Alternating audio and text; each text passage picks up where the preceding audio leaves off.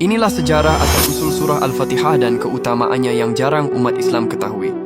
Pernahkah kalian merenungi makna di balik surah yang setiap hari kita baca dalam solat? Surah Al-Fatihah bukan hanya sekadar bacaan wajib. Di baliknya ternyata tersimpan sejarah luar biasa, keajaiban yang menakjubkan, dan keutamaan yang tak terhingga. Surah Al-Fatihah yang berarti pembukaan, dahulu diturunkan di Mekkah pada masa awal kenabian. Menurut sebuah riwayat, malaikat Jibril dan malaikat lainnya turun dari pintu langit yang baru pertama kali dibuka hanya untuk membawa dua cahaya istimewa kepada Nabi Muhammad, yaitu surah Al-Fatihah dan beberapa ayat terakhir surah Al-Baqarah.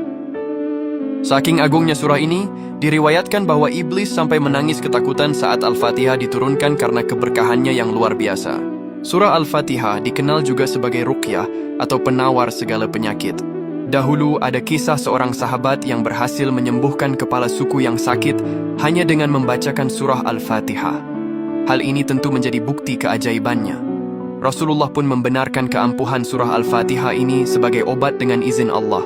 Surah Al-Fatihah adalah ringkasan dari seluruh isi Al-Quran dan kitab-kitab suci sebelumnya.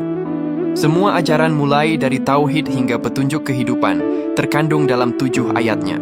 Di dalam solat, setiap kali kita membaca Al-Fatihah, kita sebenarnya sedang berdialog langsung dengan Allah. Di setiap ayat yang kita ucapkan, Allah memberikan respons yang menunjukkan betapa dekatnya hubungan antara hamba dan Sang Pencipta.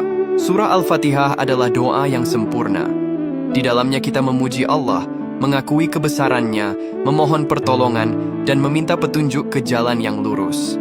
Setiap keinginan dan kebutuhan hidup manusia tercakup dalam 7 ayat ini. Banyak ulama mengajarkan amalan membaca Al-Fatihah untuk melapangkan rezeki dan mengabulkan hajat. Salah satunya adalah dengan mengamalkannya secara rutin setelah solat wajib. Dengan memahami dan meresapi maknanya, surah Al-Fatihah memiliki kekuatan untuk menghilangkan kesedihan, kegundahan, kegelisahan, dan ketakutan dalam diri kita. Surah Al-Fatihah adalah hadiah istimewa dari Allah bagi umat Islam. Dengan memahami sejarah dan keutamaannya, semoga kita dapat membacanya dengan lebih khusyuk dan meresapi setiap maknanya. Allahumma salli ala Sayyidina Muhammad.